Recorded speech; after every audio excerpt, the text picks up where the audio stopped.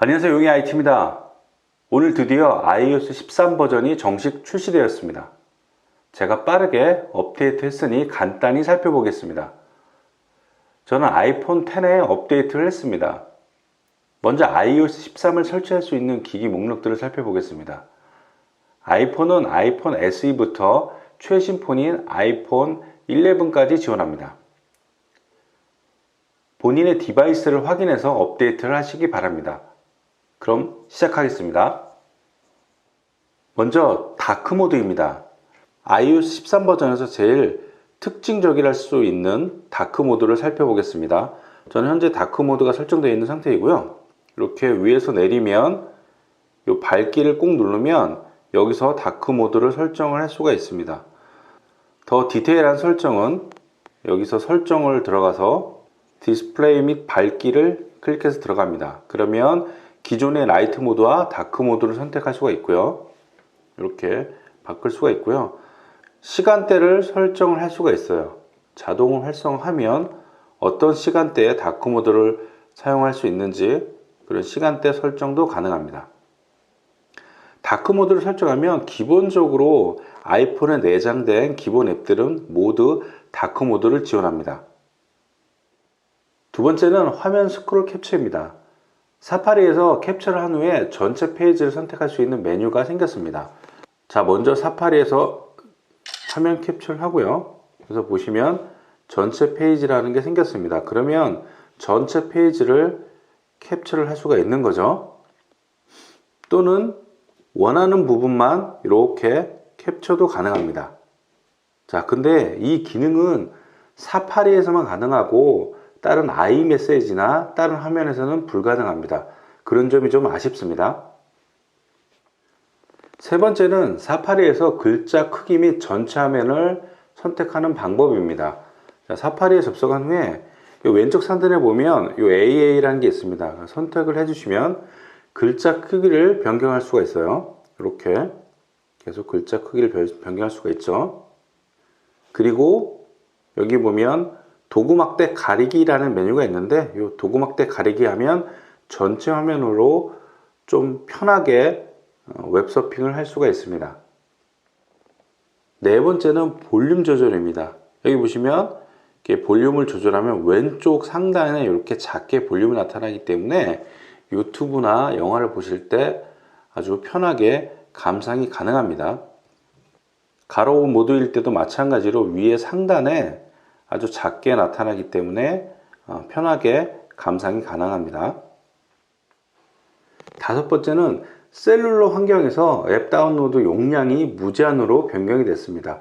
기존에는 앱 용량이 150메가 이상이면 꼭 와이파이에 연결해서 다운로드 가능했는데 이번 iOS 13 버전에서는 셀룰러에서도 앱을 무제한으로 다운로드가 가능하게 변경이 됐습니다. 설정에서 아이튠즈 및 앱스토어로 들어갑니다. 여기 보시면 앱 다운로드가 있는데요. 항상 허용을 하면 셀룰러 환경에서도 앱을 무제한으로 다운로드가 가능합니다. 여섯 번째는 페이스 아이디 속도가 빨라졌습니다.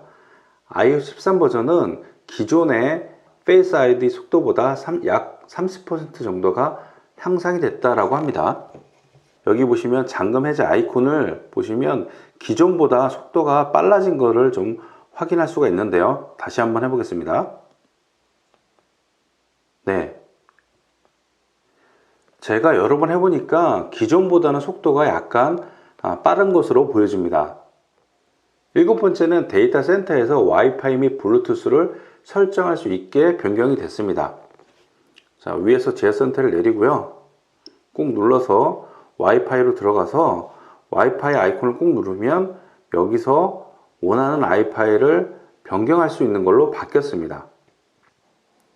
블루투스도 마찬가지죠. 블루투스도 꾹 누르면 여기서 블루투스 목록이 나타나고 원하는 블루투스로 설정이 가능합니다. 여덟 번째는 동영상 편집 및 회전 모드가 가능하게 됐습니다. 여기서 동영상을 클릭하시고요.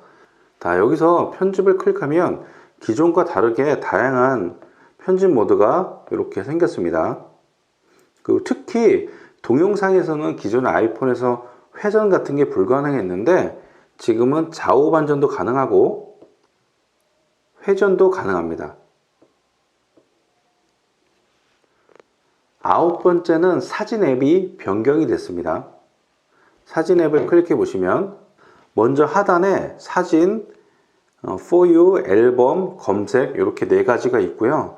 사진 메뉴를 클릭해 보시면 여기 보면 연, 월, 일 모든 사진 이렇게 보여집니다.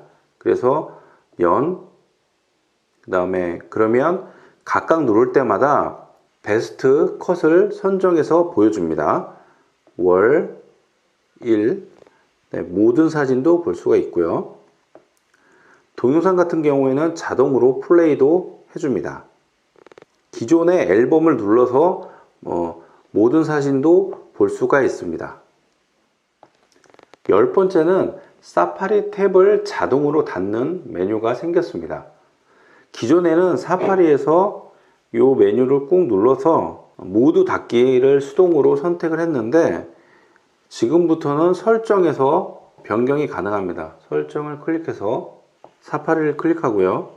여기 보시면 탭 닫기라고 있는데요. 이 탭 닫기를 누르면 수동 1일 후, 일주일 후, 1개월 후라고 설정이 할 수가 있습니다. 그래서 제가 만약에 1일 후라고 하면 1일이 지나면 모든 탭들을 자동으로 닫아주는 그런 기능을 제공하고 있습니다.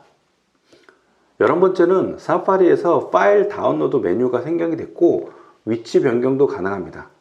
처음부터 다운로드 메뉴가 생기는 건 아니고요. 최초에 한 번은 다운로드를 받아야 됩니다. 여기서 제가 요걸 하나 선택을 해서 이렇게 링크된 파일 다운로드를 클릭을 해보죠. 그러면 이렇게 다운로드를 받죠. 그럼 이렇게 다운로드 아이콘이 생성이 되게 됩니다. 그래서 클릭을 하면 다운로드 항목을 볼 수가 있는 겁니다. 그리고 이 다운로드 되는 그 위치를 변경을 할 수가 있습니다. 설정을 클릭해서 사파리로 들어가서요. 다운로드 메뉴를 선택을 해줍니다. 그래서 기본적으로는 아이클라우드에 다운로드 받을 수가 있고요. 만약에 내가 나의 아이폰에 선택하면 로컬에 다운로드 받을 수 있고 아니면 기타 위치를 선택을 할 수도 있습니다.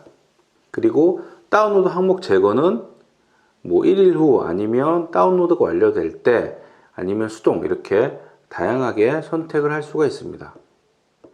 12번째는 핫스팟이 약간 개선이 됐습니다. 핫스팟 자동 연결이라는 메뉴가 생겼는데요. 이 기능은 기존의 핫스팟에 연결했을 때 대기 모드로 들어가면 핫스팟이 끊기는 그런 단점들이 있었습니다. 근데 이 기능을 이용하면 대기 모드로 빠지더라도 핫스팟은 계속 연결이 되기 때문에 좀 편리한 기능으로 생각이 됩니다.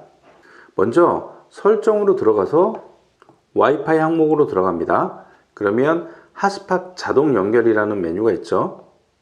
요거를 클릭하면서 자동으로 선택을 하면 대기 모드로 빠져도 자동으로 연결이 됩니다. 요 자동 연결이라는 기능은 제가 핫스팟을 활성화하는 게 아니라 다른 기기에 제가 핫스팟으로 연결됐을 때 사용하는 그런 기능입니다. 13번째는 에어플레이가 약간 개선이 됐습니다. 여기 보시면 위에서 제어 센터를 내려서 이 항목을 클릭하면 이렇게 에어플레이나 블루투스에 연결된 메뉴들이 나오는데요. 이런 것들이 각각 항목별로 이렇게 따로따로 세분화돼서 나오고 있습니다. 제가 이 상태에서 에어팟을 연결을 하면 이렇게 헤드폰이라는 메뉴가 나오고요. 이렇게 따로 항목이 추가된 것을 확인할 수가 있죠. 14번째는 파일 앱에서 압축 파일을 해제가 가능한 기능이 추가되어 있습니다. 자, 여기 보시면 파일 앱을 클릭하고 여기 zip 파일이 있는데요. zip 파일을 이렇게 꾹 누르면 맨 밑에 압축 해제라는 메뉴가 있습니다. 그래서 이거를 꾹 눌러주면 이렇게 자동으로 압축이 해제가 됩니다. 15번째는 앱 업데이트 방식이 변경이 됐습니다. 자, 앱스토어를 클릭해 보면 지금 보면 투데이, 게임, 앱, 아케이드, 검색 이렇게 나오는데요. 이 아케이드가 새로 생겼죠. 이 게임 메뉴인데 기존에는 여기에 앱을 클릭해서 업데이트를 할 수가 있었는데 그 기능이 빠져버렸어요. 그래서 그래서 업데이트된 앱들이 있을 경우에 어떻게 다운로드를 해야 되냐면 요 계정 메뉴를 클릭을 해줍니다. 그래서 여기 보면 업데이트라는 메뉴가 나오고 여기에 리스트가 쭉 나옵니다. 그래서 각각 클릭해서 예전처럼 다운로드 가능하고 아니면 모두 업데이트를 해가지고 한꺼번에 다운로드도 가능합니다. 그래서 업데이트 기능이 이쪽으로 빠졌다라는 거 이런 거 알아두시면 좋을 것 같습니다. 자, 이렇게 iOS 13 버전에 대해서 간단하게 살펴봤습니다. 아직 업데이트를 진행하지 않으신 분들은 제 영상을 참고하시기 바랍니다. 지금까지 용의 IT였습니다.